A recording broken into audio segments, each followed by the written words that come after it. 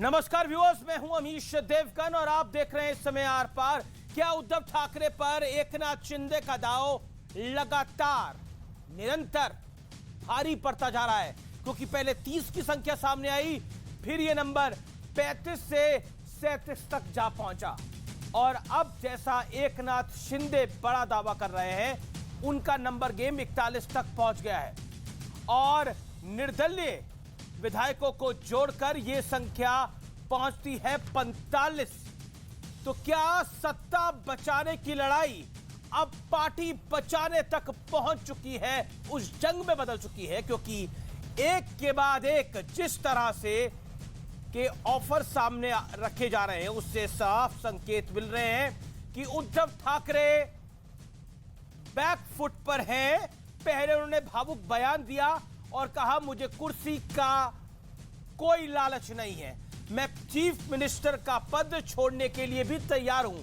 फिर अपने पूरे परिवार के साथ कैमरा के सामने मुख्यमंत्री का सरकारी आवास यानी वर्षा छोड़कर मातोश्री शिफ्ट हुए 3 बैग के साथ। और इसके बाद आज संजय राउत ने कहा कि विधायक गुवाहाटी से मुंबई तो लौट कर आए तो हम अगाड़ी गठबंधन छोड़ने को भी तैयार है, यानी जो महाविकास अघाड़ी बनी थी उसे छोड़ देंगे अगर ये विधायक वापस आ जाए। लेकिन दूसरी तरफ एकनाथ शिंदे के साथ खड़े विधायकों ने भी खुलकर उद्धव ठाकरे पर निशाना साधते हुए कहा कि जब आदित्य ठाकरे अयोध्या गए तब आपने हमें अयोध्या जाने से क्यों रोका, हमें क्यों एयरपोर्ट से प्लेन में बैठे हुए वापस बुला लिया। इतना ही नहीं, बागी विधायकों ने यह भी कहा कि हमारे लिए तो पिछले 2.5 साल से आपके बंगले के दरवाजे बंद है, यानी पलटवार भी जोरदार हुआ है। लेकिन बड़ा सवाल यह है कि क्या शिंदे की शिवसेना ही अब असली शिवसेना है, यानी शिवसेना का मतलब है एकनाथ शिंदे। इस पर आज होगी देश की सबसे बड़ी बहस। शिवसेना के एकनाथ राम काज के लिए रोका, इसीलिए क्या एकनाथ को मौका?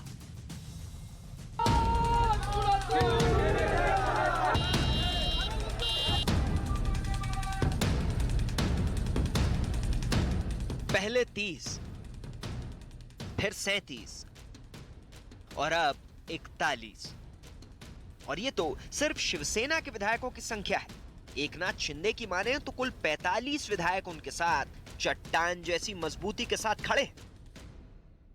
इस हालात में, किस दबाव में, इस प्रेशर में ये लोग हमें छोड़कर चले गए हैं, उसका खुलासा जल्दी ही हो जाएगा। हमारे संपर्क में लगभग 20 विधायक है। डमी कार और डायलिसिस की सरकार बहुत दिन नहीं चलती। और फिर उद्धव ठाकरे की तरफ से एक बड़ा दाव चला गया। त्या सरकारमधून महाविकास आघाडीतून शिवसेना बाहेर पडायला तयार आहे। तुम्ही ते येण्याची हिंमत दाखवा, समोर उद्धव साहेबांसमोर या आणि भूमिका मांडा। नक्की तुमच्या भूमिकेचा विचार होईल। 24 तासात तुम्ही मुंबईत परत या। जब मुख्यमंत्री जी ने वर्षा बंगला छोड़ के चले गए हैं तो हमारी भूमिका स्पष्ट थी, क्योंकि हम तो सत्ता में शामिल होने का नहीं, हमें जो मैंडेट मिला था अपोजिशन में रहने का मिला था। मुख्यमंत्री जी को नहीं रहना है और दूसरे किसी उनके पार्टी के किसी को बनाना है, तो उनकी सोच है। इससे पहले कल एक बड़ा इमोशनल कार्ड खेलते हुए उद्धव ठाकरे सीएम का आधिकारिक आवास वर्षा छोड़कर परिवार समेत अपने पैतृक आवास मातोश्री में शिफ्ट हो गए। यानी पद से ज्यादा पार्टी को अहम बताने की कोशिश की गई। इस दौरान वहां भारी संख्या में पार्टी के कार्यकर्ता भी मौजूद थे, लेकिन एकनाथ शिंदे गुट ने इस पर भी जोरदार प्रहार करते हुए उद्धव ठाकरे को चिट्ठी लिखी और कहा कि कल वर्षा बंगले के दरवाजे सचमुच जनता के लिए खोले गए। बंगले पर भीड़ देखकर खुशी हुई, लेकिन पिछले 2.5 साल से शिवसेना विधायक के तौर पर हमारे लिए ये दरवाजे बंद थे। इसी चिट्ठी में उद्धव ठाकरे पर अब तक का सबसे बड़ा हमला करते हुए शिंदे गुट के विधायकों ने लिखा कि जब आदित्य ठाकरे अयोध्या चले गए तो आपने हमें अयोध्या जाने से क्यों रोका? आपने खुद कई विधायकों को फोन कर अयोध्या ना जाने के लिए कहा था। लेकिन आज सबसे बड़ा सवाल है कि क्या नंबर गेम में शिंदे काफी आगे निकल चुके हैं? आज इसी पर होगी सबसे बड़ी बहस। शिवसेना के एकनाथ।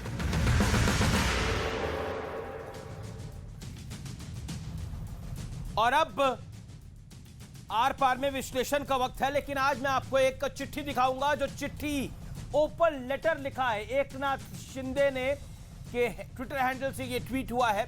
और इस चिट्ठी में उद्धव ठाकरे के लिए बहुत कुछ लिखा गया है। हिंदुत्व, अयोध्या, राम मंदिर, ये तो मुद्दे तो शिवसेना के ही है ना। अब आदित्य ठाकरे अयोध्या में गए, तब आपने हमें अयोध्या जाने से क्यों रोका? आपने खुद फोन कर कहे विधायकों से कहा कि अयोध्या नहीं जाना है। मुंबई एयरपोर्ट से अयोध्या के लिए रवाना होने वाले विधायकों के लगेज भी चेक इन हो गए थे। हम विमान में बैठने ही वाले थे कि आपने शिंदे साहब को फोन करके हमें वापस बुला लिया। ये लिखा है। और रामकाज में रुकावट वाली चिट्ठी का विश्लेषण आज आप जरूर देखिए। यानी रामकाज जिसकी बात बाला साहब ठाकरे करते थे, उसी रामकाज के लिए उद्धव ठाकरे ने फोन करके मना किया कि अयोध्या मत जाओ, लेकिन आदित्य ठाकरे गए, बाकी विधायकों को रोका। यानी पार्टी से पहले परिवार था। एक तरह से यह संकेत यही दे रहा है। बागी विधायकों की भावुक चिट्ठी का विश्लेषण। कल वर्षा बंगले के दरवाजे सही मायने में जनता के लिए खुले। ये मराठी में चिट्ठी है, मैं अनुवाद करके आपको बता रहा हूं। बंगले पर भीड़ हुई, देखकर अच्छा लगा। ये दरवाजे पिछले 2.5 साल से शिवसेना के विधायक यानी हमारे लिए बंद थे, कार्यकर्ता तो दूर। विधायक कह रहे हैं कि हम सड़कों पे आके खड़े रहते थे, निरंतर फोन करते रहते थे। आपके आजू बाजू जो लोग रहते हैं उनको फोन करते थे, वो हमारा फोन भी नहीं उठाते थे। हम बाहर से वापस लौट जाते थे, लेकिन वर्षा बंगले के दरवाजे यानी उद्धव ठाकरे के दरवाजे अपने विधायक के लिए नहीं खुलते थे। वो कहते हैं भावुक अगर आप हैं तो भावुक हम भी हैं। हमें एम्बेरेस किया गया, हमारी बेइज्जतियां की गई। आज अगर आप वर्षा का दरवाजा खोल रहे हैं तो हमें यह देख के खुशी हो रही है। आगे मैं कहता हूं क्या लिखा जा रहा है। आपके तथाकथित चाणक्य क्लर्क, ये जरूर सुनिए, आपके तथाकथित चाणक्य क्लर्क, इस शब्द को मैं बार बार बोल रहा हूं, चाणक्य क्लर्क, हमें दरकिनार करके राज्यसभा और विधान परिषद चुनावों की रणनीति बना रहे थे। उसका नतीजा क्या हुआ, ये पूरे महाराष्ट्र ने देख लिया। यानी बड़ी हार हुई राज्यसभा के चुनाव के अंदर शिवसेना की, उसके बाद एमएलसी के चुनाव के अंदर हार हुई। यानी ये वो तथाकथित चाणक्य क्लर्क कौन है? संजय राउत है वो चाणक्य क्लर्क जिस पर इशारा है। ऐसा ही लगता है, ऐसा ही प्रतीत होता है। बागी विधायकों की चिट्ठी में अगला क्या है?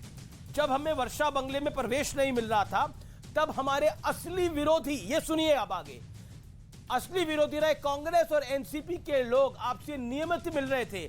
यानी कांग्रेस और एनसीपी के नेता विधायक मिल पा रहे थे, लेकिन शिवसेना के नेता, प्रवक्ता, विधायक, सांसद नहीं मिल पा रहे थे। आपने अपने विधानसभा का काम निपटा रहे थे, यानी जो उनकी विधानसभा का काम होता है फंड मिलना, उसको निपटा रहे थे। फंड मिलने की चिट्ठी दिखाकर खुश हो रहे थे और फोटो खिंचवा रहे थे, और हमारे साथ कुछ भी नहीं हो रहा था। मैं आपको अंदर की बात बता रहा हूं, जो फंड मिलता था उसका अधिकतर हिस्सा एनसीपी लेता था, बचाव हिस्सा, अधिकतर हिस्सा कांग्रेस लेती थी। जो बचा कुछ हिस्सा होता था वो शिवसेना के विधायकों को मिलता था। और जो शिवसेना के विधायक जिन एरिया से जीत के आए हैं, वहां पर काम असल में जो एनसीपी का कैंडिडेट हारा हुआ है वो करा रहा है, और जीता वो कैंडिडेट नहीं करा रहा। ये पॉलिटिकल एम्बैरेसमेंट विधायकों के लिए हो रही थी। मैं आपको बड़ी अंदर की बात बता रहा हूं, ये बड़ी स्थिति थी। लेकिन अभी तो खबर ये आ रही है कि कई सांसद भी नाराज है मौजूदा जिसे कहते हैं लीडरशिप से, उद्धव ठाकरे से, संजय राउत से, और वो भी अपना पाला बदल सकते हैं, जैसी सोर्सेज जानकारी दे रहे हैं। और ये सांसद बड़ी संख्या में निकल सकते हैं। मेरे साथ बात करने के लिए कौन कौन जुड़ा है? रतन शारदा मेरे साथ जुड़े हैं, राजनीतिक विश्लेषक। मेरे साथ डॉक्टर अजय आलोक जुड़ रहे हैं, राजनीतिक विश्लेषक। सीमा मलिक है एनसीपी से। मेरे साथ किशोर तिवारी है, नेता शिवसेना के। मेरे साथ उदित राज, नेता कांग्रेस पार्टी के, और सलमान निजामी मेरे साथ जुड़ेंगे। आप तमाम लोगों का स्वागत है। मैं किशोर तिवारी आपका रुख करता हूं। जो चिट्ठी लिखी है, ओपन लेटर लिखा है एकनाथ शिंदे ने, वो चिट्ठी बहुत, उसमें इमोशन भी है, उसमें कुछ सच्चाइयां भी हैं कि वर्षा बंगले का दरवाजा विधायकों के लिए नहीं खुलता था। वो कह रहे हैं कि हम आपके आसपास के लोगों को फोन करते थे, वो हमारा फोन तक नहीं उठाते थे। हमें बाहर से वापस लौटना पड़ता था। यह स्थिति तो हमने कांग्रेस के राहुल गांधी के साथ देखी थी, जब हेमंता बिश्वा शर्मा ने आरोप लगाया था कि वो कुत्ते के साथ खेल रहे थे और मेरे लिए उनके पास समय नहीं था। लेकिन शिवसेना के विधायकों के लिए, विधायक जो होता है वो बड़ा नेता होता है, विधायकों के लिए दरवाजा नहीं खुल रहा था तो कार्यकर्ता के लिए कैसे खुलता होगा? हाँ, ये चीज को बहुत गंभीरता से लिया है। अब हमने भी माना है कि हमारे लोगों को ये इस अलायंस में कठिनाई थी और ये कठिनाई से हम जूझ रहे थे। और लेकिन मैं आपको बता रहा हूँ कि ये लेटर का ड्राफ्टिंग, ये लेटर का सब, और इनका सूरत जाना, सूरत से वहां ले जाना, तो ये सब चीजों से जो भी निकलेगा वो अच्छा ही निकलेगा। लेकिन मैं आपको बता रहा हूँ कि संख्या बल आप कुछ भी बताओ, आने वाले समय पे दिखेगा कि ये उद्धव जी से नेतृत्व में ही शिवसेना अबाधित रहेगी। एकनाथ शिंदे भले ही हमारे मुख्यमंत्री बन जाए, एकनाथ शिंदे हमारे कर्मठ नेता है और ये सब लोगों ने जो कुछ लिखा है उसको हमने बहुत सीरियसली लिया है। और बहुत सारी पार्टियों की ये तकलीफ है कि दरबारी लोगों से, चाटुकारों से पार्टी के कर्मठ नेताओं को तकलीफ होती है। एक आपको मैं, किशोर तिवारी, आपसे सब, आप देखिए, आप अच्छे नेता भी हैं और ये आपको पता होगा, ये चाणक्य क्लर्क कौन है शिवसेना के अंदर जिसका जिक्र चिट्ठी में हो रहा है? वो चाणक्य क्लर्क कौन है? मतलब उसकी जानकारी अगर आपके पास हो तो साझा करिए जरा। नहीं, वो शिरसाट साहब ने लेटर लिखा, उनसे मेरा रात को संपर्क हो जाएगा तो कल मैं कर दूंगा। नहीं, लेकिन फिर भी आपको कौन लग रहा है चाणक्य क्लर्क? ये चाणक्य क्लर्क कौन है, मतलब मैं जानना चाह रहा हूं, क्योंकि देखिए वहां पे राज्यसभा चुनाव की रणनीति तो दो लोग बना रहे थे, एक देसाई साहब, एक संजय राउत साहब। तो मतलब वो चाणक्य क्लर्क किसको कहना चाह रहे हैं, ये तो देश भी जानना चाह रहा है। एकनाथ शिंदे के मुताबिक वो चाणक्य क्लर्क कौन है जो कि जिसकी रणनीति बुरी तरह से फेल हुई है? सिर्फ रणनीति फेल नहीं हुई है, आज शिवसेना स्ट्रगल कर रही है कि असली शिवसेना कौन है। क्या शिवसेना उद्धव ठाकरे असली शिवसेना है या शिवसेना एकनाथ शिंदे असली शिवसेना है? আমি जवाब दे दूं? जी जी, अभी जवाब दे देता हूं कि ना ही हमें कोई दिक्कत गई इसके अंदर। चुनाव में हमारे कुछ लोग फूटे नहीं, लेकिन होटल का जो रिसोर्ट वाला कल्चर हमने डेवलप किया था, तो बीजेपी वालों ने वहां सेंध लगाने में ट्राई कर लिया। लेकिन आप घबराओ मत, पीछे से भी हमारे लोग गए हैं, उन्होंने हमें बताया है कि 24 लोग वहां भी हमारे साथ है और यहाँ 17-18 लोग हैं। तो आप चिंता मत करो, सरकार को कुछ होने वाला नहीं है।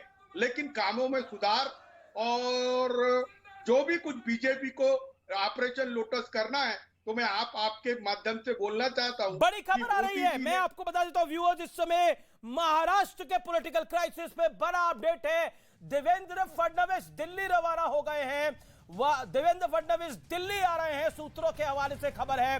देवेंद्र फडणवीस जो हो सकता है आने वाले दिनों पे बड़ी भूमिका निभाएं महाराष्ट्र के अंदर, यानी बीजेपी के सीएम पद के दावेदार हो सकते हैं। लेकिन बीजेपी ने ऑफिशियली अभी तक क्लेम नहीं किया कि हम सरकार बनाने जा रहे हैं, ना ही शिंदे ने बोला है कि हम बीजेपी के साथ फिलहाल जा रहे हैं। लेकिन उन्होंने ये शर्त जरूर रखी है कि विकास आघाड़ी, जो महाविकास आघाड़ी थी, उसने सत्यानाश कर दिया है शिवसेना का, और उस सत्यानाश से बचाने के लिए अब हमें अलग होना पड़ा। और असली बाला साहब की शिवसेना शिंदे की शिवसेना है। और सूत्र यह भी जानकारी दे रहे हैं कि सिर्फ विधायक नहीं, कई सांसद और बड़ी तादाद में सांसद, मैं एग्जैक्ट नंबर इसलिए नहीं बोल रहा क्योंकि पुख्ता जानकारी उसकी भी फिलहाल नहीं मिल पाई है, लेकिन ये नंबर एक बड़ा नंबर है। 19 सांसद है शिवसेना के, लेकिन एक बहुत बड़ा तबका सांसदों का भी नाराज है और वो भी पार्टी को छोड़ेगा या फिर वो शिंदे के साथ चला जाएगा। लेकिन इसी बीच देवेंद्र फडणवीस दिल्ली रवाना हुए हैं।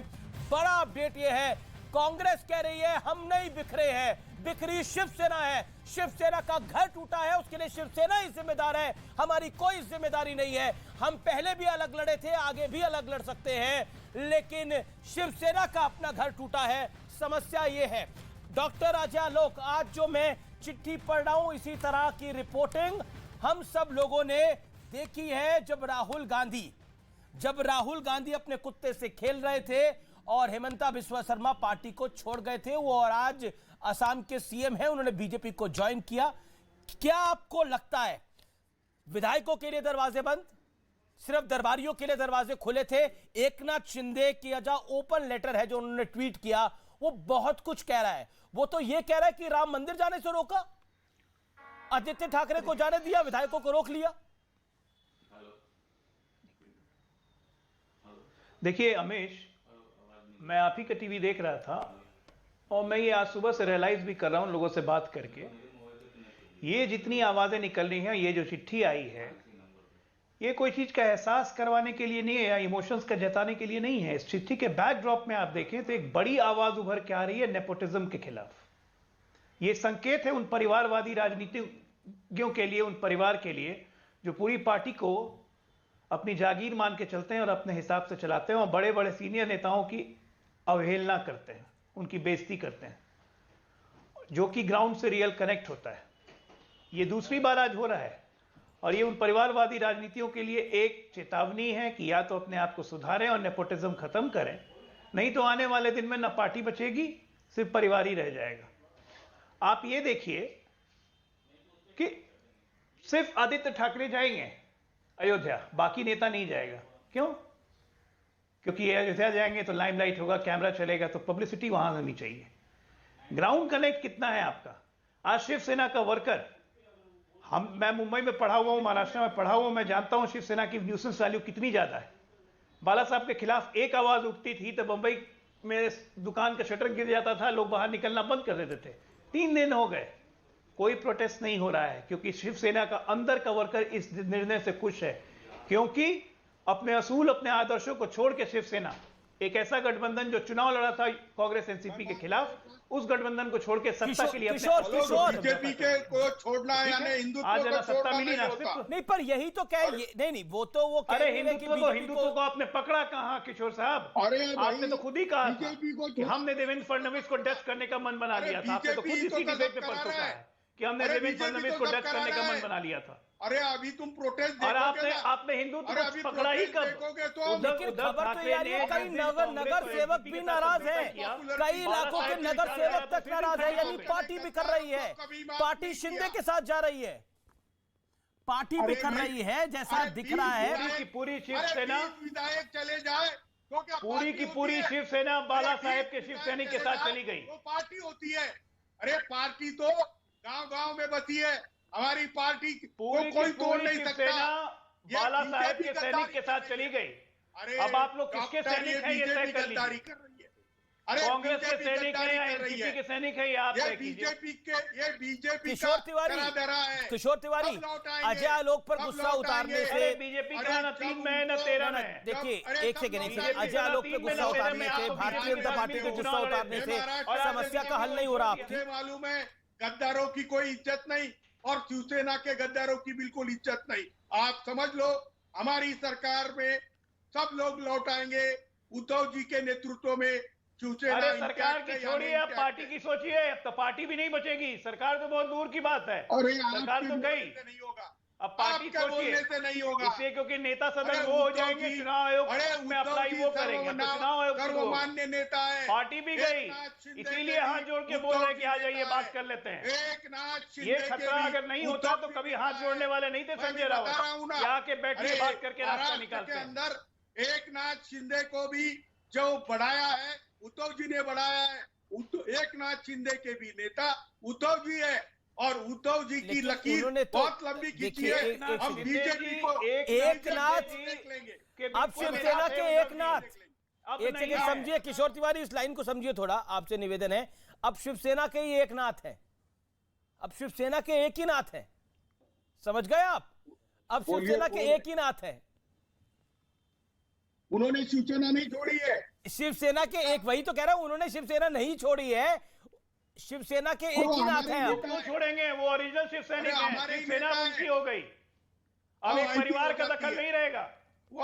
परिवारवाद के खात्मे की शुरुआत कर दी उन्होंने। अरे भाई अब शिवसेना कार्यकर्ताओं की हो गई। परिवारवाद के खात्मे की शुरुआत हो गई भारतीय राजनीति में। क्या है ये बीजेपी को पहली बार It is बताया a- था, it is a takeover. 2024 में भी बताएंगे। शुरुआत हो चुकी हम बात It तो is a राजनीति में takeover आएंगे, by the- हम जनता में जाएंगे। एक सेकंड, ऑडियो मुझे ऑडियो डाउन करना पड़ेगा, निरंतर आप लोग बोल रहे हैं। मेरे साथ उदित राज है, फॉर्मर मेंबर ऑफ पार्लियामेंट है, वरिष्ठ नेता है कांग्रेस पार्टी के। Udit Raj ji, it is a formal take over of Shiv Sena, जहां पर शिवसेना ने जो एकनाथ शिंदे ने ट्वीट किया ओपन लेटर, उसने लिखा कि वर्षा बंगले के दरवाजे कभी कार्यकर्ताओं के लिए, विधायकों के लिए नहीं खुलते थे, अच्छा लगा कल खुले हुए थे। और साथ ही साथ जो परिस्थिति बन के सामने आई है उसमें कांग्रेस कह रही है इसमें हम क्या कर सकते हैं, शिवसेना अंदर से अगर टूट रही है इसमें हमारी जिम्मेदारी क्या है, शिवसेना अपना घर संभाले। हम तो पहले भी विपक्ष में बैठने को तैयार थे, अब भी बैठने को तैयार है। वो कह रहे शिवसेना हमारे पास आई थी, हम थोड़ी गए थे शिवसेना के पास। देखिए अमित जी, इससे भी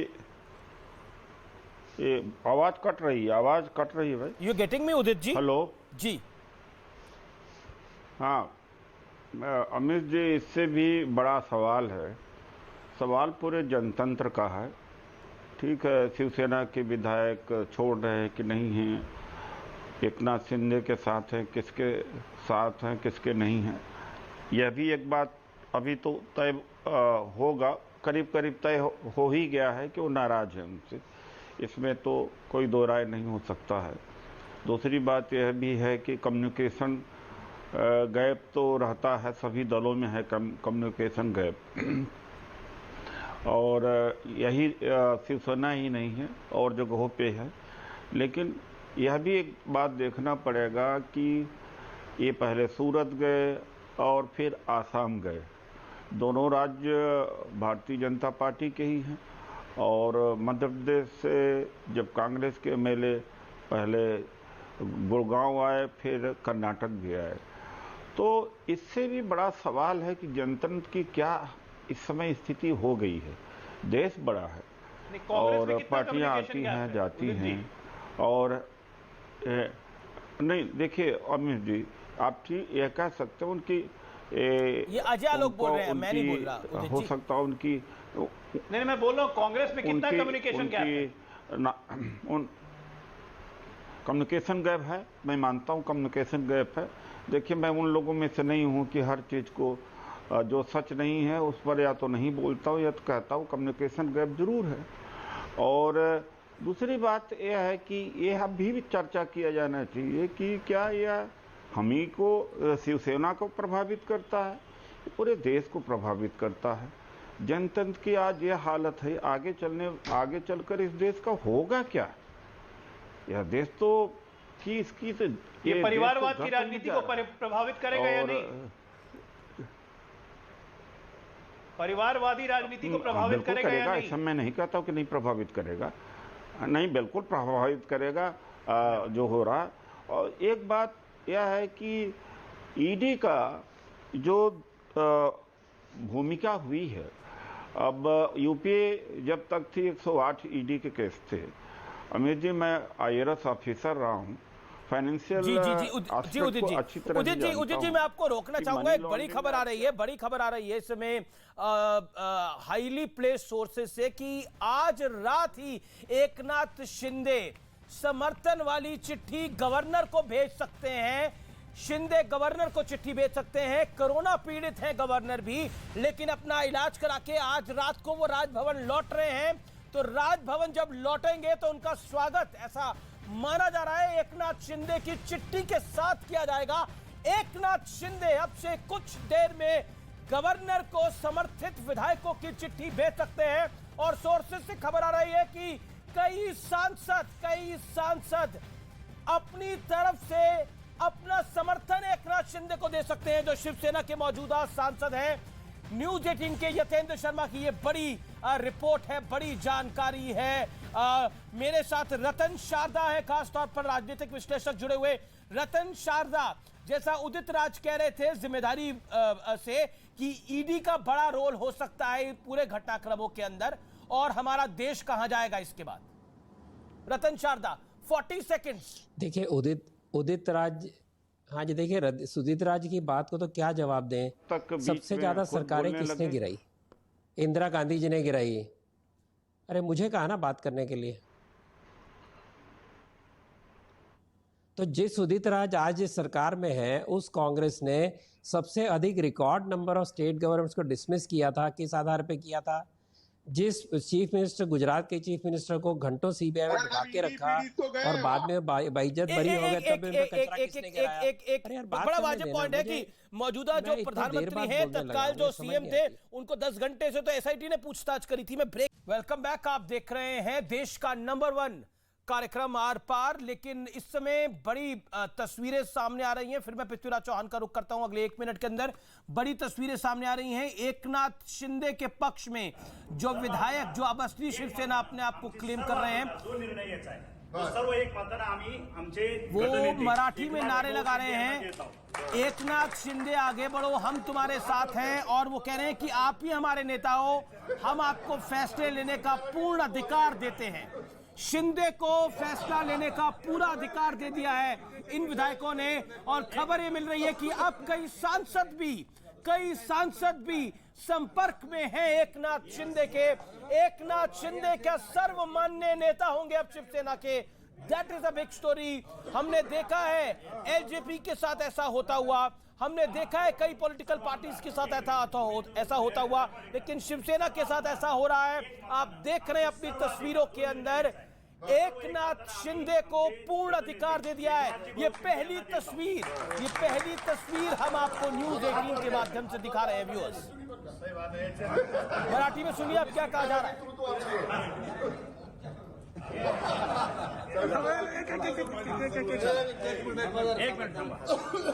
एकच आहे, जे काय सुख दुःख आहे हे आपल्या सगळ्यांचं एक आहे, बरोबर? काही असेल तर आपण एकजुटीने, किती काही येऊ द्या, हे आपलाच आहे, हे आपलाच आहे।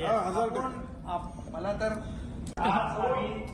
तो एकनाथ शिंदे को पूर्ण अधिकार दे दिए। Prithviraj Chauhan joins me, former CM Maharashtra, former cabinet minister. Prithviraj ji, अभिनंदन है आपका। Sir, thank you for joining us on this important day. Prithviraj ji, मेरा सीधा सवाल ये है आपसे, परिस्थितियां आप देख रहे हैं, क्या आपको लगता है कि अब एकनाथ शिंदे ही असली शिवसेना है? जिस तरह से नंबर उनके साथ हैं, नेता उनके साथ हैं। देखिए, यह फैसला तो हमारा जो दल बदल विरोधी कानून है उसके तहत होगा। एकनाथ शिंदे जी को अपने सब समर्थकों को लेकर राज्यपाल महोदय और स्पीकर साहब के पास जाना पड़ेगा, अपना लिखित रूप से अपना आवेदन देना पड़ेगा, परेड सी करानी पड़ेगी कौन कौन उनके साथ है। अगर 2/3 बहुमत, जो 55 लोगों का विधानसभा का जो शिवसेना का दल है, जो ग्रुप है, उसमें अगर 2/3 बहुमत उनके साथ है, तो ये जी हाँ, 2/3 जब भी होगा, आंकड़ा तो सामने आएगा, तो उनको सबको लेकर जब जाएंगे तब वो फॉर्मल स्प्लिट घोषित होगा कानून के तहत। अगर वो क्यों हिचकिचा रहे हैं? क्योंकि उसके पास अभी पूरा नंबर नहीं है। अब जब नंबर होगा तो आगे जाएंगे, आगे की प्रक्रिया होगी। अब जब प्रक्रिया होगी, अगर कानूनी तौर से, यानी कि एंटी डिफेक्शन लॉ के तहत अगर उनका स्प्लिट माना जाएगा, तो वो असली शिवसेना के रूप में आगे आएंगे। शायद मैंने सुना है कि कुछ सांसद गण में भी बंटवारा हो रहा है, कुछ उद्धव जी के साथ है, कुछ एकनाथ जी के साथ है। तो ये फैसला तो तभी होगा जब कानूनी प्रक्रिया पूरी होगी। ये मीडिया के द्वारा इसका फैसला नहीं होगा। बिल्कुल बिल्कुल, आपकी बात सही है, मीडिया के द्वारा फैसला नहीं होगा। आपने कुछ दिन पहले एक बाइट दी थी, आपने बोला था कि बहुमत घटा है, ये अब चिंता का विषय है। लेकिन अब तो सवाल है कि बहुमत कितना बचा है? बहुमत तो बचा ही नहीं है। अब घटा से तो बात आगे बढ़ गई है, बचा ही नहीं है बहुमत। बात है, देखो, जनतंत्र में, संसदीय जनतंत्र में बहुमत के आधार पर सरकार बनती है और गिरती है। अगर बहुमत नहीं होगा तो महाविकास आघाड़ी की सरकार नहीं रहेगी, उसमें कोई ज्योतिषी की आवश्यकता नहीं है। लेकिन क्या असल में जो प्रयास हो रहे हैं पैचअप करने के, जो यहाँ से मुंबई से जो ऑफर भेजा गया है, क्या उस ऑफर के चलते कुछ विधायक भी भेजे गए हैं? जिन विधायकों को एकनाथ शिंदे के साथ जुड़ने के लिए विधायक गए ऐसा समझा जा रहा है, लेकिन वो विधायक जो है वो बातचीत करने गए हैं।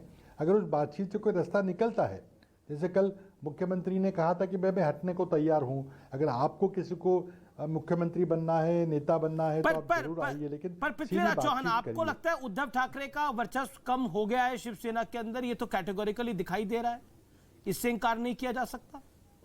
पर ठीक है, वो ये शिवसेना का अंदरूनी मामला है, और शिवसेना का जो भी नेता सामने आएगा उभर कर, और अगर वो नेता भाजपा के खिलाफ लड़ने को तैयार है तो उसके हम साथ रहेंगे।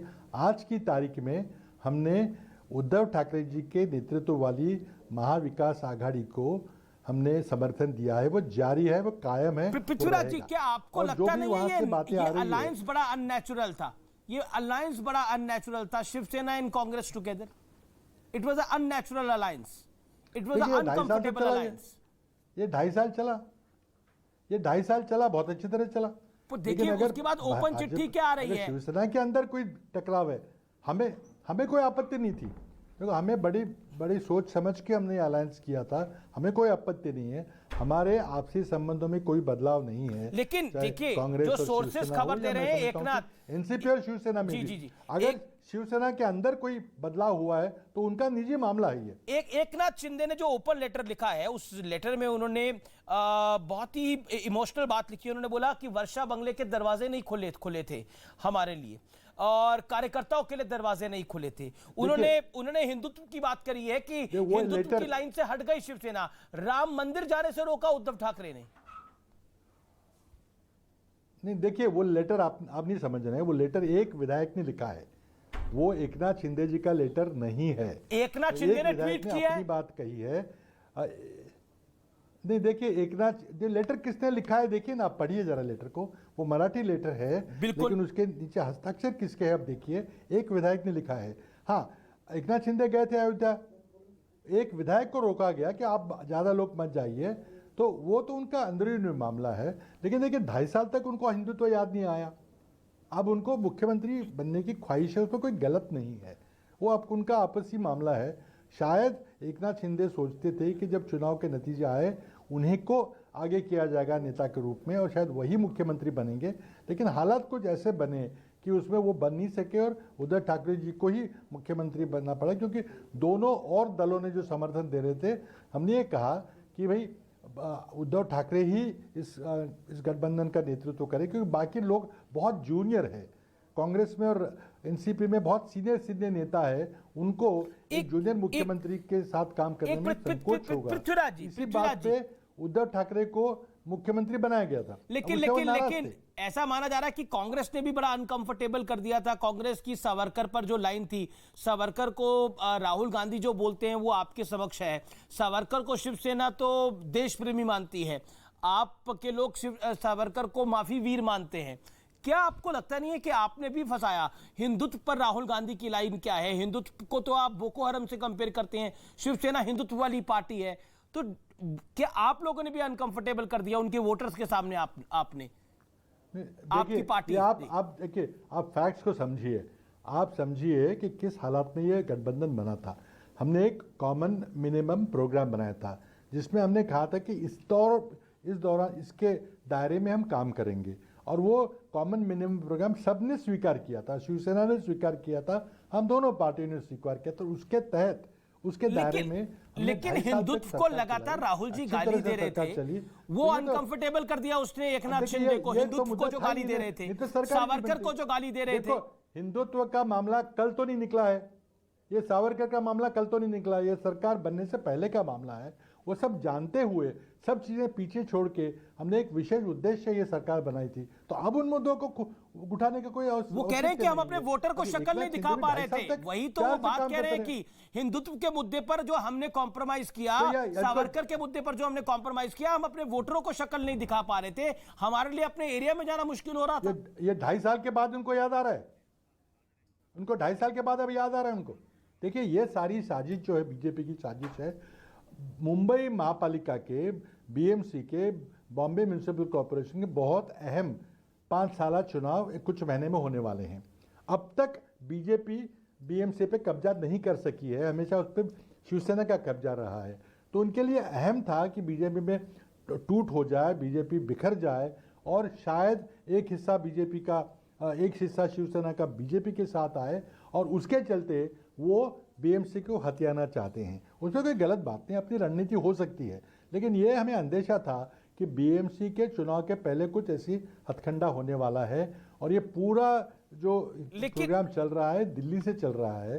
फडणवीस साहब सुबह दिल्ली जाते हैं, आदेश लेके आते हैं, व्यवस्था करके आते हैं, और फिर यहाँ पे हमने देखा राज्यसभा चुनाव के दौरान, काउंसिल के चुनाव के दौरान। लेकिन देखिए नाराजगी की कई सारी सोर्सेस की वजह एक प्लान के तहत चल रहा है। आपको आप हिंदुत्व की बात अब निकाल रहे हैं, ठीक है। हिंदुत्व नहीं, देखिए हिंदुत्व एक बड़ा मुद्दा है देश के लिए, और हिंदू इस देश की मूल आबादी भी है। 80% 90% लोग हिंदू हैं, तो हिंदुत्व एक मुद्दा है। क्या 2.5 साल के बाद अभी आज ही मुद्दा खड़ा हुआ? वो कह रहे हैं कि हमें 2.5 साल पहले ये मुद्दा नहीं था। तो ये भी कह रहे हैं कि भ्रष्टाचार हो रहा था इस सरकार के अंदर, कई मंत्री जेल में है। लार्जर मुद्दा तो ये भी है, भ्रष्टाचार हो रहा था, कई मंत्री जेल में है इस समय भ्रष्टाचार के मुद्दे पर।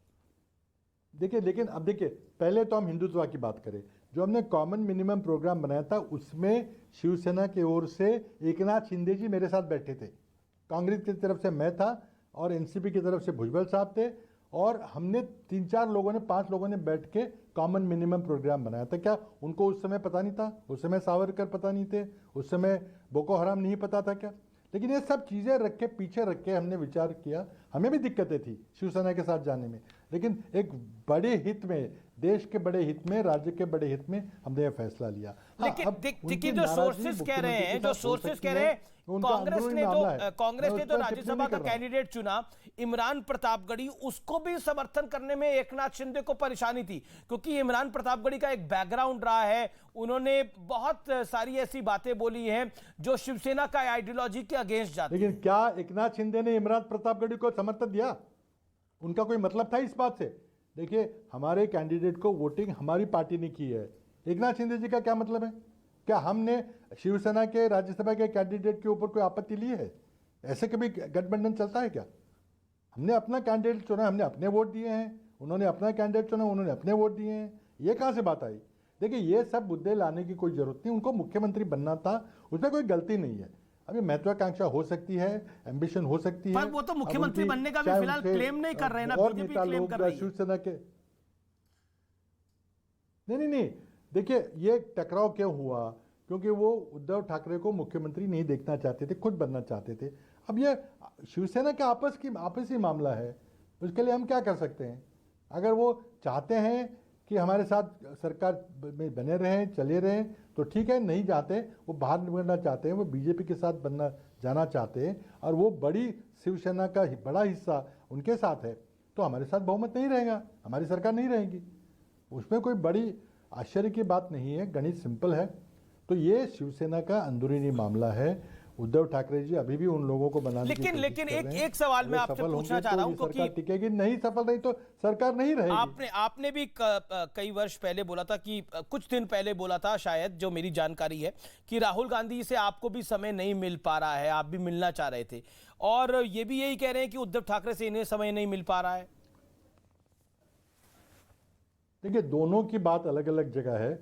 अब शिवसेना में कौन किससे मिल रहा था, मैं नहीं समझता कि जब कैबिनेट में मिलते हो तो उनको समय नहीं मिल रहा था। नहीं, विधायकों की बात कम से कम एकनाथ शिंदे तो ये बात नहीं कह सकते। वो तो रोज कैबिनेट में मिलते थे, उनके वो ग्रुप के लीडर थे, आज भी है, मतलब आज अब तो शायद हटा दिया गया उनको। लेकिन ये बात तो गलत है कि समय नहीं मिल रहा था। उनको मुख्यमंत्री बनना था, उसमें कोई दो राय नहीं है। लेकिन अब मुख्यमंत्री बनाना या नहीं बनाना वो शिवसेना के नेता का निर्णय था। वो कह रहे हैं कि उनका कहना है कि 5 स्टार कल्चर आ गया पार्टी के अंदर, चाणक्य रूपी एक क्लर्क पार्टी को पूरा चला रहे हैं। उनका इशारा संजय राउत की तरफ है। उन्होंने बोला इस पूरा मटिया मेल का कारण संजय राउत है। Indirectly he is saying this. अब ये मैं इस पर क्या टिप्पणी कर सकता हूं? ये तो उनका आपसी मामला है, उनको सुलझाना पड़ेगा। वो सुलझाने की कोशिश कर रहे हैं। आपको क्या लगता है, ये जो एमबीए की सरकार है, इसके कितने दिन अब बचे हैं या कितने घंटे बचे हैं अब?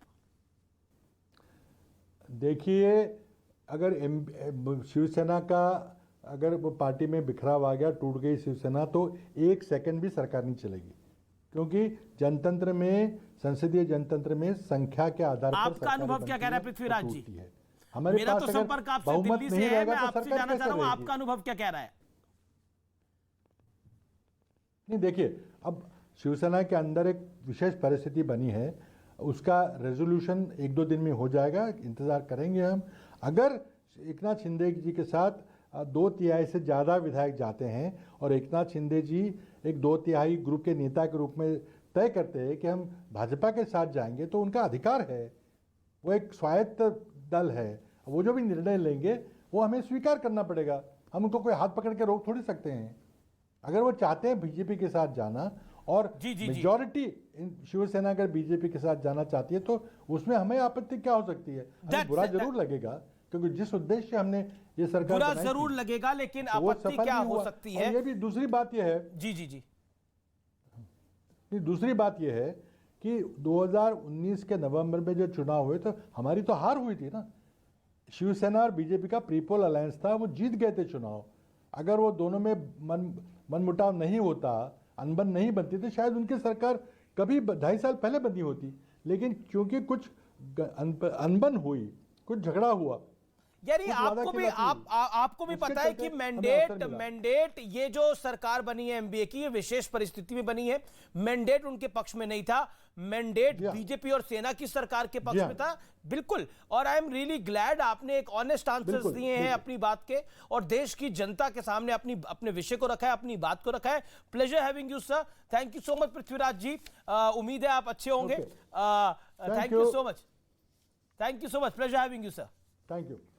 तो पृथ्वीराज चौहान ने बड़ी स्टेटमेंट की। उन्होंने बोला कि अगर सेना के पास नंबर नहीं है तो ये एक सेकंड सरकार नहीं टिक सकती, और गठबंधन हुआ था विशेष परिस्थिति के अंदर, मैंडेट तो बीजेपी और सेना के साथ ही था। ये कैटेगोरिकली कांग्रेस लगातार इस बात को बोल रही है, और मैं आपको बता दूं कांग्रेस क्या ज्यादा इस अलायंस में इंटरेस्टेड नहीं है, क्योंकि एक नेता नहीं कई नेता बार बार इस बात को बोल चुके हैं। इसको रतन शारदा आप कैसे रीड करते हैं? Straight point Ratan Sharda, then Salman Nizami. आपको एक, हाँ जी अमित जी, आपको एक मज़ेदार बात बताऊं। नाना पटोले ने कल एक इंटरव्यू में कहा कि हमको भी सही व्यवहार नहीं मिला इस गवर्नमेंट से, कांग्रेस का सौतेला व्यवहार हुआ। ये कांग्रेस के नेता ने भी कह दिया। और जो बात मैं कई दिनों से कह रहा हूँ कि जो लोग नाराज़ थे, बीजेपी तो बहुत बात खेल में आई। अगर if there are troubled water somebody will fish, but point is जब ये बात हुआ उस समय मैं पहले से कह रहा था कि इनको डर है शिवसेना के एमएलएस को कि हम किसी का काम कर नहीं पाए। हमारा चीफ मिनिस्टर में मिलता नहीं था, पहले 2 साल अपने घर में था, बाद में भी किसी को मिला नहीं, तो हम लोगों को जाके मुंह क्या दिखाएंगे? अगर मुंह नहीं दिखाएंगे हारेंगे। इस हार के डर ने उनको ये सारे विद्रोह के लिए खड़ा किया।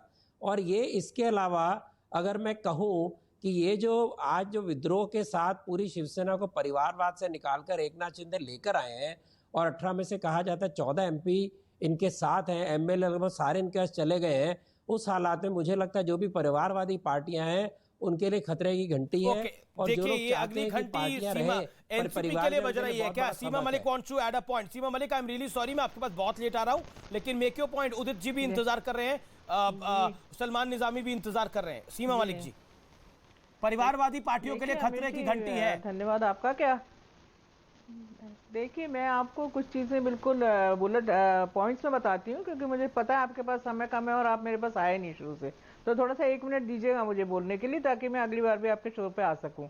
देखिए, जहाँ तक आप महाविकास आघाड़ी के ऊपर ये जो संकट की बात और ये परिवारवाद की बातें कर रहे हैं, तो मैं इसका एक सिंपल आंसर है कि बीजेपी को जो अपने यहाँ भी परिवारवाद देखना चाहिए, है ना। इसका क्योंकि टाइम नहीं तो मैं शायद आपको पूरे एग्जाम्पल सबकी उंगलियों पे हैं, वो कोई भी बता देगा। और जहाँ तक देखिए ये आप शिवसेना की बात करते हैं कि उनका अंदरूनी मामला है, इसमें मैं ज़्यादा कुछ कमेंट नहीं करना चाहूँगी। उनके अपनी भाइयों की जो भी कुछ अगर उनकी मिसअंडरस्टैंडिंग है वो अपने आप सॉल्व करेंगे, and I am very sure कि they are going to solve it. और इन चीज़ों में देखिए, जो ये नितिन देशमुख जी का जो बयान आया है उसको भी हम इग्नोर नहीं कर सकते हैं कि वो एक उनको फ्लोर टेस्ट आपको उन्होंने चौहान साहब ने भी बताया ही, तो एक फैक्ट है कि just to buck the anti defection law they will have to prove themselves on the floor. तो इसके लिए उनको आना भी पड़ेगा और दिखाना भी पड़ेगा। डिफरेंट चैनल्स पे आप डिफरेंट नंबर्स दिखा रहे हैं, कल भी 34 की लिस्ट दिखा रहे थे, जिसमें से कि 3 लोग कहीं बाहर के थे, तो 37 उनको पहले प्रूफ करना पड़ेगा, जो एक सबसे बड़ा एक जो फैक्ट है। तो और दूसरी बात ये कि देखिए, जिस तरह की जो एक मैं उदित राज जी ने जैसा कहा, मैं उसको बिल्कुल कहूँगी कि जिस तरह की एक परंपरा आज पड़ रही है, जरा आप एक लार्जर कैनवस पे उसको सोचिए, क्योंकि आज जो हम सब सपोर्ट कर रहे हैं लोग और तरह तरह के उसके लिए वो बोल देंगे कि हाँ पहले भी ऐसा होता था। पहले इतना नहीं होता था जिस तरह से ये ऑपरेशन कमल और ये चीजें चल रही है। हॉर्स ट्रेडिंग हो रही है। आप आसाम में देखिए, आप सीमा जी, पर अभी तक तो बीजेपी ने कुछ क्लेम ही नहीं किया। आप ये देखिए आज वहां पर इतनी बड़ा, अरे क्लेम नहीं किया तो सर आपको पता नहीं है, आप ये क्या चौथे स्तंभ में है, आपको पता नहीं है। आज देश के एक छोटे से बच्चे से पूछ लीजिए तो वो बता देगा ये बात। पर ये जो जो ट्रेंड है, जो ये परंपरा पड़ रही है देश में, ये लोकतंत्र ठीक है। Ratan Sharda wants to make a point. Ratan Sharda अभी अजीत 20 सेकंड, रतन शारदा 20 सेकंड। अजीत की बात काट रही है। के टाइम में पहले एक बार हुआ था ये, देखिए अजीत पवार ने साफ कहा इसके अंदर बीजेपी का कोई दोष नहीं है। आपके नेता है ना अजीत पवार, उन्होंने कहा कि इस सारे जो खेल हुआ इसके अंदर बीजेपी का कोई दोष नहीं है। अजीत पवार से शिवसेना की आपसी मामला है, इसको बीजेपी के ऊपर नहीं ला दे तो आप लाद रही है। आपको अजीत, अरे बात तो महाराष्ट्र की हो रही है। मैं कोई नहीं होती बहन जी, बात तो महाराष्ट्र की हो रही है ना, बात हिंदुस्तान की नहीं हो रही है जी। मैं पूरे देश की बात कर रही हूं। Now NCP spokesperson contradicts Ajit Dada Pawar. Ajit Dada Pawar said कि बीजेपी का कोई दोष नहीं है अगर शिवसेना, और यही बात पृथ्वीराज चौहान भी कह रहे थे। उन्होंने बोला कि शिवसेना का अंदरूनी मामला है, शिवसेना का अंदरूनी मामला है, हम इसमें क्या कर सकते हैं। अगर नंबर नहीं है तो एक सेकंड भी सरकार नहीं रुकनी चाहिए। हमें तो मैंडेट मिला नहीं था। मैं बार बार कह रहा हूं, कांग्रेस की यही लाइन है कि हम तो गए नहीं थे, शिवसेना हमारे द्वार आई थी समर्थन मांगने के लिए, हमने दे दिया, सरकार जाती है तो जाए। शिवसेना को इतनी इच्छा है शिवसेना रिजाइन करे। शिवसेना के लिए एक और बड़ी पॉलिटिकल एम्बैरेसमेंट है। ये शिवसेना के लिए और बड़ी पॉलिटिकल एम्बैरेसमेंट है जिसमें कांग्रेस कैटेगोरिकली कह रही है हम थोड़ी गए थे, शिवसेना गई थी, शिवसेना आई थी हमारे द्वारे समर्थन मांगने के लिए। जी साल में शिवसेना को बर्बाद कर दिया जी। शिवसेना का केवल 2.5 साल लगे, जिस काम को राहुल गांधी को 20 साल लगे थे बर्बाद करने पार्टी। कांग्रेस असली चाणक्य है, उन्होंने शिवसेना को ही बर्बाद कर दिया। Salman Nizami and Udit Raj, I want your comment on this. Salman Nizami, first you. देखिए, ये आज कोई नई बात नहीं है अमीश जी। हमने देखा कर्नाटका में किस तरीके से जोर जबरदस्ती ईडी के दबाव से, पैसे के दबाव से सरकारें तोड़ी गई और गिराई गई। चाहे आप मणिपुर की एग्जाम्पल है, गोवा है, कर्नाटका है, मध्य प्रदेश है, और आज बीजेपी जो है हर कोशिश कर रही है किस तरीके से जो है महाराष्ट्र में जो है सरकार गिरे। अब मैं पूछना चाहता हूं कि आज हमारे अग्निवीर जो है पूरे देश में जो है धरने पे बैठे हैं, उन पे लाठियां बरसाई गई, तो उनको सरकार का कहना है कि हमारे पास पैसा नहीं है। तो ये पैसा कहां से आ रहा है, ये जहाज कहां से अरेंज हो रहे हैं? आप गुजरात से उठा के आसाम उनको ले जा रहे हैं, कहां से ये पैसा आ रहा है? राजस्थान में जब जब 5 स्टार होटल में विधायकों को रखा हुआ था, हरियाणा के विधायकों को तो छत्तीसगढ़ के 7 स्टार होटल में रखा हुआ था, वो पैसे कहां से आ रहे थे? करोड़ का ऑफर दिया गया, ये पैसा कहां आता है? और क्लीन चिट दी जाती है। हार्दिक पटेल जब कांग्रेस में होते कहा जाता है अरे ये तो चोर था, ये ऐसा था वैसा था, और आज उसको क्लीन चिट दी जाती है। तो ये पूरे देश का सलमान जी की धज्जियां उड़ाई 8 सालों में। परेशानी क्या है? परेशानी क्या है? आपके नेता बिकाऊ है, वो परेशानी है। डराते हैं कि अगर आप हमारे साथ नहीं आएंगे हम आपके पीछे ईडी लगा देंगे या जेल के पीछे डाल देंगे। ऐसा क्या किया हुआ है कि ईडी और जेल से डर रहे हैं? और जोर जबरदस्ती करके जो है सरकारें बनाना चाहते हैं। ये लोकतंत्र का जिनाजा निकाल रहे हैं आप पूरे देश। अजय आलोक, डराकर सरकार बनाई जा रही है, सब लोग डर रहे हैं, जेल जाने से डर रहे हैं। तो मुझे ये बताइए कि अगर 41 लोग अगर डर गए हैं, 41 शिवसेना के विधायक, तो क्या 41 के 41 शिवसेना के विधायक करप्ट थे? यही कहना चाह रही है क्या शिवसेना? इसलिए वो ईडी से डर गए। जो 7 निर्दलीय उनके साथ खड़े हैं आज की तारीख में, क्या वो सबके सब करप्ट हैं?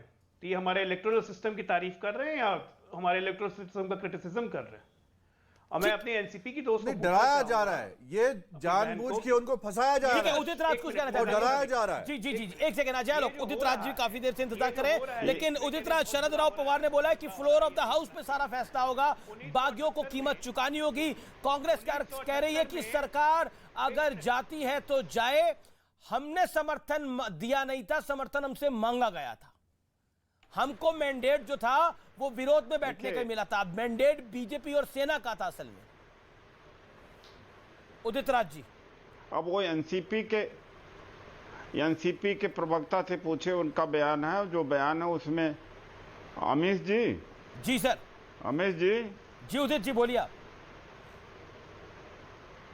अमित जी, ये तो शरद पवार जी या उनके पार्टी से पूछिए। अभी अजय आलोक जी कह रहे हैं कि 42 के 42 करप्ट थोड़ी हैं कि ईडी के डर की वजह से इस तरह से कर रहे हैं।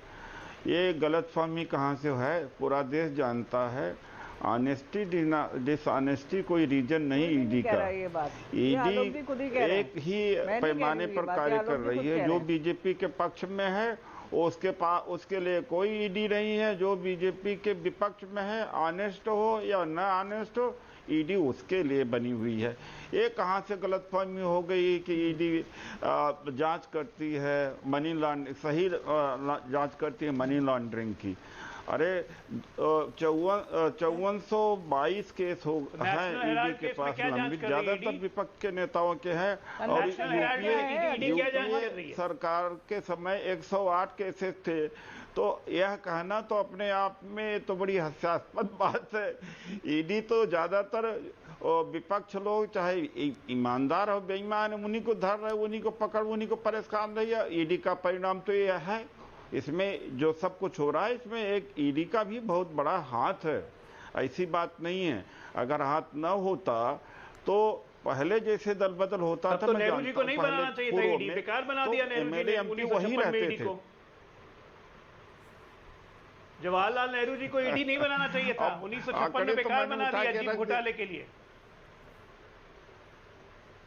जीप घोटाले के बाद बनाया था ना 1956 में। कृष्णानंद जी क्या थे, हो गए, नहीं बनानी चाहिए थी। अधिकारी दूध के धुले हो गए। उदित राज जी बोले, फिर आप बोलिए। मोदी जी से अरे भाई, आप जिसका आप मोदी जी से रिक्वेस्ट कर लीजिए, ईडी खत्म कर दें। उसके नेता नितिन गडकरी जी का बयान का ही ध्यान आप दे दीजिए। नितिन गडकरी जी कह चुके हैं कि जो भी आता है भारतीय जनता पार्टी में वो वॉशिंग मशीन है भारतीय जनता पार्टी, धुल करके साफ हो जाता है। इससे बड़ा क्या प्रमाण आपको चाहिए कि जनतंत्र चिंता हम लोगों की होना चाहिए। शिवसेना की सरकार बनती है नहीं बनती है, मेले आते हैं जाते हैं, लेकिन पूरे देश को जो प्रभावित करने वाली ठीक है। रतन शारदा, देश को प्रभावित किया जा रहा है। उदित राज ने एक बड़ी स्टेटमेंट दी है और सीमा मलिक ने भी ये बात को बोला है। Make your point. Blatant use of ED. Ratan ji देखिए, ये तो बहाने हैं। ये किस्सा कहां से शुरू हुआ? किस्सा शुरू हुआ कि उद्धव ठाकरे ने अपने एमएलए को साथ नहीं दिया। किस्सा यहां से शुरू हुआ कि एकनाथ शिंदे की उद्धव ठाकरे के घर में बहुत बड़ी लड़ाई हुई, जब उसको 1 घंटे बिठा के रखा गया, जिसको मैं उसकी पिद्दी मूवमेंट कहता हूं। उसके बाद में ईडी वगैरह तो सब एक्स्ट्रा ना लगाते रहे।